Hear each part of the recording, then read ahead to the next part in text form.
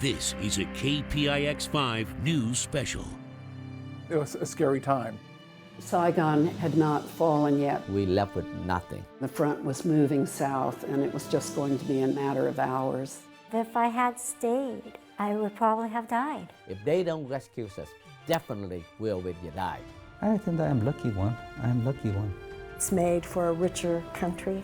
I'm so happy today. Why? Because I love America.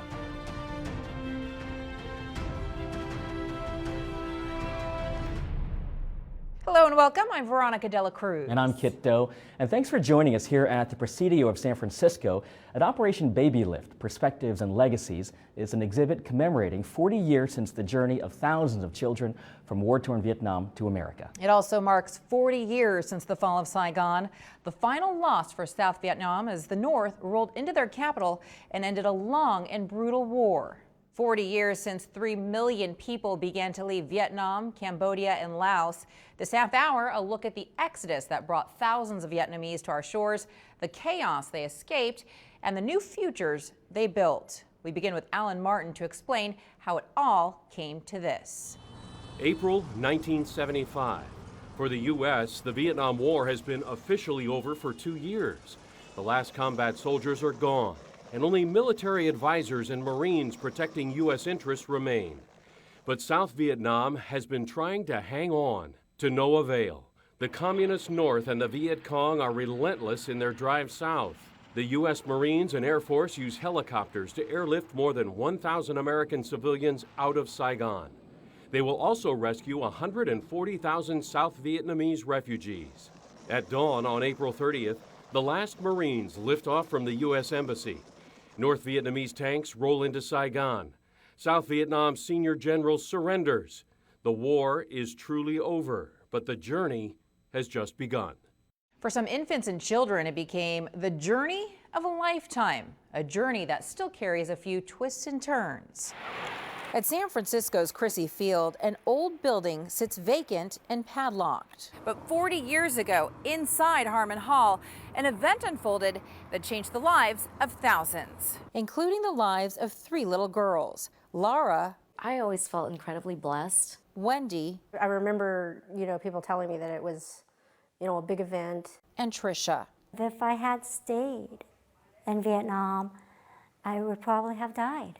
In April 1975, the 3 arrived in the Bay Area with hundreds of other orphans in a series of historic flights called Operation Baby Lift. It was one of the greatest humanitarian efforts of the 20th century. Let's check right back in with Andy Park. If you can hear me, you're back on live television. And in a piece of televised history, the first flight's landing unfolded live on KPIX. It's happening right now. The cargo plane arrived late at night in Oakland.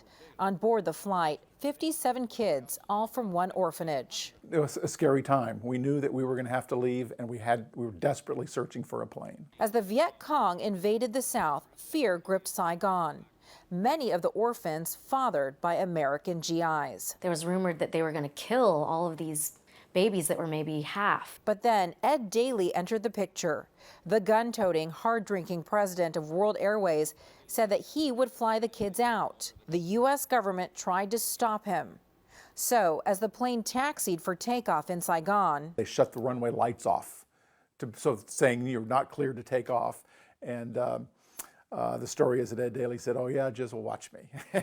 On board that flight, a tiny little girl promised to Ralph and Marilyn Norberg. She's a very, very beautiful child. The Norbergs 40 years ago waiting, and the Norbergs today. We heard that there was a Vietnamese baby girl that needed a home.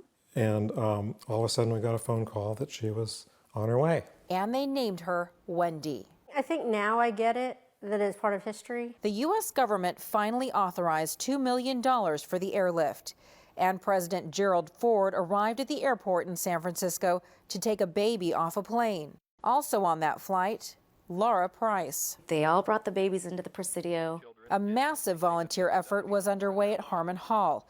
It was called the Orphans Airlift, and thousands from the Bay Area came out to help. And there'd be clean diapers here and a row of mattresses and a big pile of dirty diapers at the end. Among the volunteers, Vietnam vet Lonnie Weissman. Me as a guy who had spent, that time in a country in combat, literally holding these tiny little infants. Laura was adopted by an Air Force family. Today, Laura is a phenomenal singer and musician. She's curious to know if she has any family in Vietnam. Just really touch your own flesh and blood is something that I wanted to do in this lifetime. All right. School teacher Tricia Houston also wants to know more. It's been quite the journey. She was adopted by a family in Orange County. I have such a wonderful mom. According to her documents, her father was American, her birth mother a Vietnamese maid who put her up for adoption. But when Tricia took a DNA test, she was surprised. 100% Asian. Southeast Asian. The bigger shock, an Asian man in Vietnam took the same test. It turns out he is Tricia's biological father. He's been searching for her for years. Tricia went back to meet him for the first time. He is grateful to my mom who raised me and wrote her a letter and gave her a thank you gift. An accomplished photographer, Wendy, just came back from Vietnam. She saw her orphanage and she documented her journey. I view myself as having both feet in America. Laura is about to take the same DNA test. In the meantime, she has formed a deep bond with Lonnie. The process has been a healing journey for both. Laura and people like Laura just make this country better. I'm fine, and I'm living my dream in America, and I couldn't be more happy. Some Vietnamese families were able to make the escape together. It was usually a harrowing journey, especially for one San Jose woman who left one generation behind to protect the future for the next. Vietnamese call it Black April, but for one woman in San Jose, April 30th, 1975 is bittersweet. When she left April 28th, Nga Nguyen was 9 months pregnant. It's almost due day. Yeah, it's really big. The decision to leave was also big. One person had already made up her mind. She asked me to stay back with her. Yeah, my mom. So in the midst of one of the most turbulent times in Vietnam's history, Nga was forced to make a heart-wrenching choice: escape with her husband or stay with her mother. I say, Mom, I don't know when I have a chance to see you again. But I need to go. Find the freedom. Nga hasn't seen her old wedding photos in years. She thought they were lost. They are my family. I love everybody in the picture. As hundreds crowded the American embassy, the situation was just as desperate at the airports. Nga wore a big black coat, fearing they wouldn't let her on the plane. Did you have to hide it?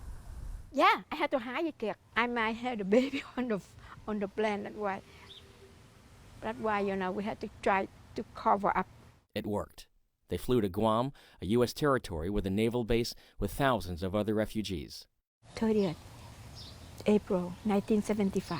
I feel I had a son baby. Contraction? Yeah, contraction. Yeah.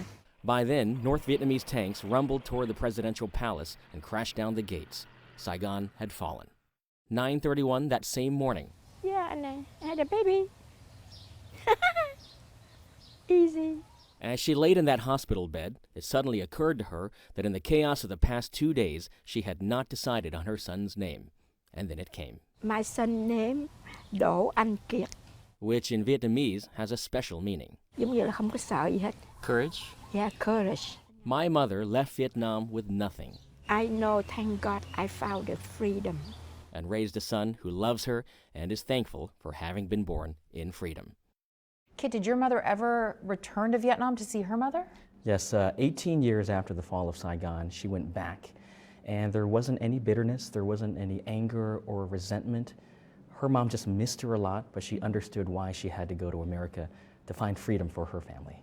Wow, it really is a powerful story. Thank you. Thanks. 6 days before the North Vietnamese military rolled into Saigon, a heroic mission unfolded on an American jumbo jet. Elizabeth Cook with the crew of the last flight out. Off Highway 1, overlooking Tamales Bay, Friends for life. 4 women gathered to remember a bond they forged decades ago. We had a mission to do, so we just went in and did what we had to do. Their names? Susan, Pamela, Laura Lee, and Cha. In April of 1975, they were stewardesses for Pan Am Airlines, and they all volunteered for an extremely dangerous mission. Thousands of people were roaming Da Nang airfield. The situation in Vietnam was unraveling.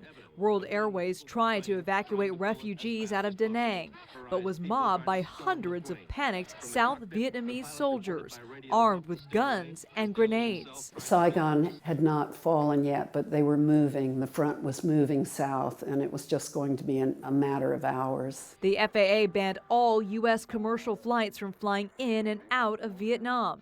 But Pan Am got special permission for one final flight, a mercy mission to Saigon that involved a jumbo jet, a Boeing 747. It was an eerie feeling to me to know we were flying into some place that people were not wanting to go into, but only to leave and get out of. The goal to evacuate Pan Am's Vietnamese employees and their families, and to cram anyone else they could on board, including Cha's 4 sisters. I tried to get my family out because I'm Vietnamese. Pam had a plan.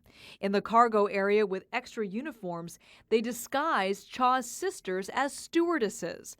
One by one, they drove them out to the plane, past soldiers with machine guns. And put them upstairs in a lounge in the 747. They collected money in pillowcases and bought visas for the refugees and babies who got on board. The flight then took off with almost 500 passengers. You could see there was gunfire at the end of the runway. They were out there firing at us. The mood on the plane, very sad, emotional. Leaving their country. Leaving everything behind. The women meet almost every year.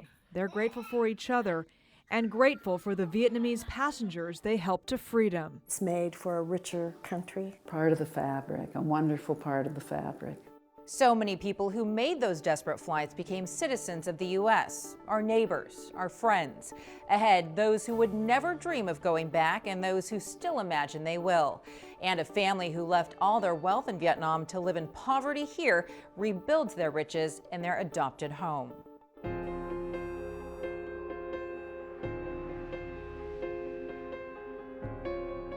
I couldn't believe that they released me.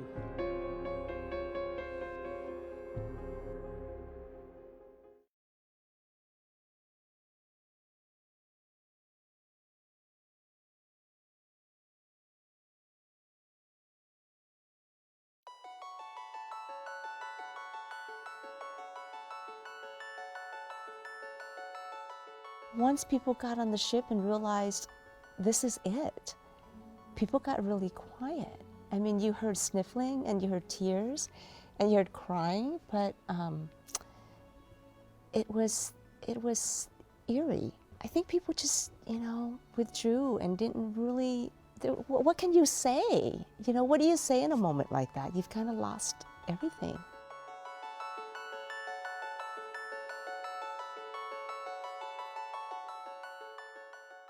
The Bay Area's Vietnamese community of today looks nothing like the first wave of refugees who arrived 40 years ago. There have been some dramatic changes in the way they live, work, and think. Oh, say, can you see? Tu Hin Tran is about to be sworn in as one of America's newest citizens. I'm so happy today. Why? Because I love America. She joins the tens of thousands of Vietnamese in the Bay Area whose stories began at the end of the Vietnam War 40 years ago.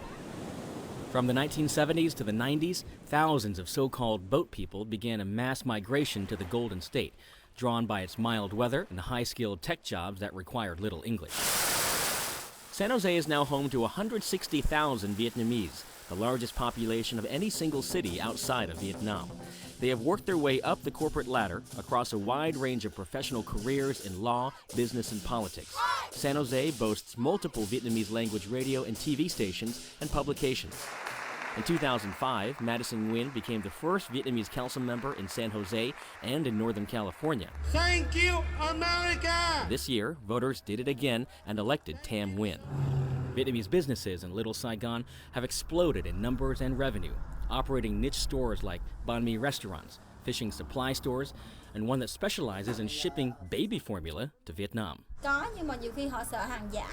Customers don't trust the baby formula there because they fear it might be counterfeit. So we buy it from Walmart or Costco and ship it overseas. The Cafe Paloma, a popular hangout at Grand Century Mall, elders proudly wear camouflage uniforms and reminisce about the old days. At a Vietnamese flag-raising ceremony at City Hall, former military officers still hold out hope that the current government will be overthrown. Why are you still angry after 40 years? Because in Vietnam, no freedom. No freedom. No freedom. That's why we're angry. San Jose State professor Hin Duc Do points out after 40 years, many Vietnamese have now spent the majority of their lives in America, and that now may be the time to shed the label of refugee. All of the things that we do make us more Americans in many ways than Vietnamese refugees. And as such, I think it's really important for us to no longer think of ourselves simply as refugees, as being provided these opportunities, but now really claiming our space, claiming our voice, claiming our rights, claiming all of those things that historically immigrants have done. They've carved out different paths, some with more success than others. Sung Nam came to the U.S. 10 years ago and now spends his days collecting bottles and cans on the streets of San Jose. But Dr. Vu Nguyen, who came in his mid-20s, studied hard, and now owns a pharmaceutical research company. I met some people, they try to learn the new language, but still so difficult for them. They try to get into it. You know, some people can get through, some people not. And you were lucky enough? I think I am lucky one. I am lucky one. Lucky or not, they all share the common thread of leaving behind their home and identity. So help me God. Which brings us back to Tu Hin Tran. She says she's thrilled to be here. Would you ever want to go back to Vietnam to live? No, I don't want. I never. Why? Yeah, I don't like my country. April 30th has a special name, Ngày Mất Nước, the day we lost our country. 40 years later, welcome home. No refugee embraced the American dream as fiercely as David Duong.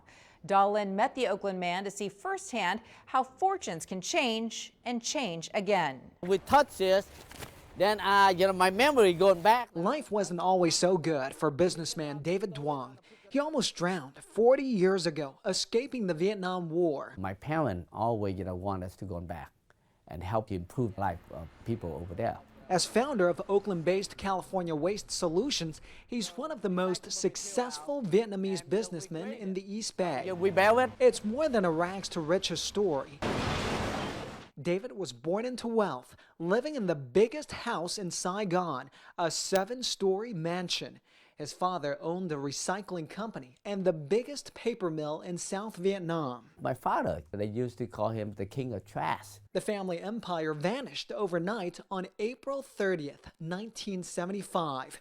Communist soldiers seized all of their properties. David, who turned 15 on that day, and his family escaped in a boat with just the clothes on their backs. We left with nothing. A Russian ship rescued the Duongs from their sinking boat. We're so lucky. If they don't rescue us, definitely we'll die. Because, we see the boat broke in front of our eyes. After years at a Philippines refugee camp, they came to the U.S. The family landed here in the Tenderloin. 16 relatives cramped into 2 studios. David was 19 at the time. He quickly learned the road to success wasn't paved with gold, but with cardboard. After we do our homework, early in the afternoon, we jump on the truck, we go and help and pick up cardboard on the street with a van. A job his family did every day for 3 years. The payoff? Their first recycling warehouse in West Oakland. From this cardboard here to start our business today. The California Waste Solutions is a multi-million-dollar company handling recycling in Oakland and San Jose. It employs 300 people. In 2006, David got a call from the Vietnamese government about an opportunity. He raised $150 million to invest in Vietnam Waste Solutions. He was building on his family's roots. Before, our parents had the biggest paper mill in South Vietnam. Now we have a waste treatment biggest in the whole country. This is kind of like the core of our business, moving back from generations, so it's very important to us. On this 40th anniversary of the Fall of Saigon, He says he's not bitter about what his family lost, rather thankful for the ability to go back, reinvest, and help the communities he left. Saigon is we call home, but our heart is here. David told Da he felt it was the right thing for him to invest in Vietnam, but he acknowledges there are many Vietnamese Americans who refuse to do business there. Thousands of Vietnamese Americans make their living in a business familiar to anyone who likes a little pampering. But you may not know the unexpected story of the movie star who got them started. That's next.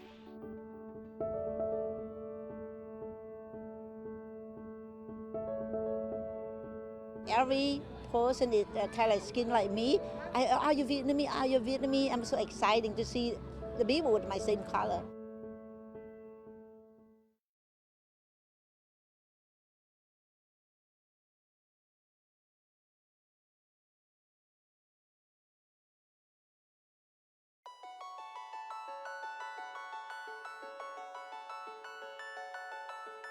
I remember my mom running out and crying hysterically. She didn't know whether she was going to ever see me again. Imagine setting off your 5-year-old and, crossing your fingers that, she'll make it across the world and, come to a world of, choices and opportunities.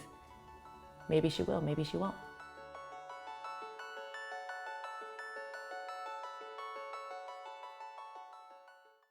Ever wonder why so many nail salons are owned by Vietnamese Americans? KPIX has the unusual story of a glamorous actress who gave refugees a helping hand into the business. Every woman knows behind a good set of nails, Yeah, we do the color change. What color? is a manicurist like Kimberly Doe.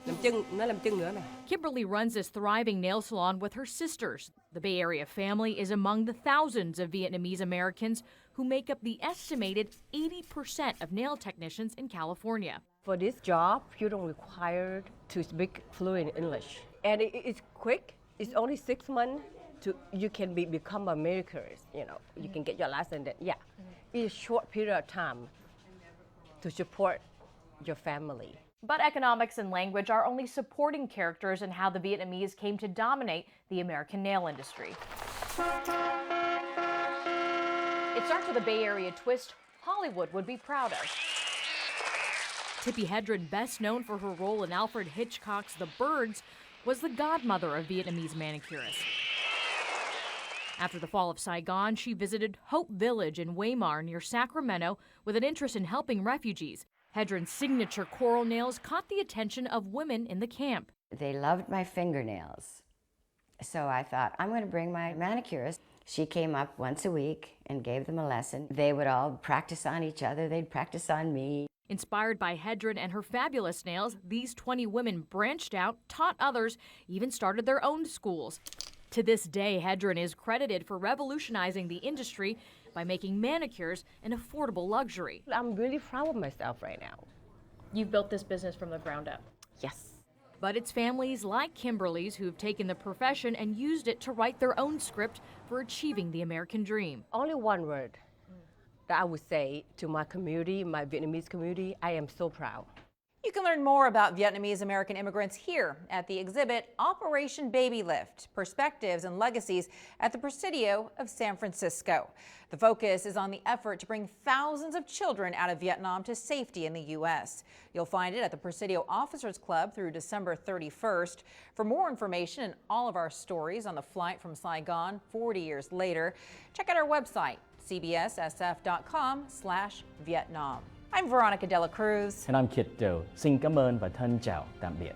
Which means thank you and goodbye in Vietnamese. Thanks for joining us.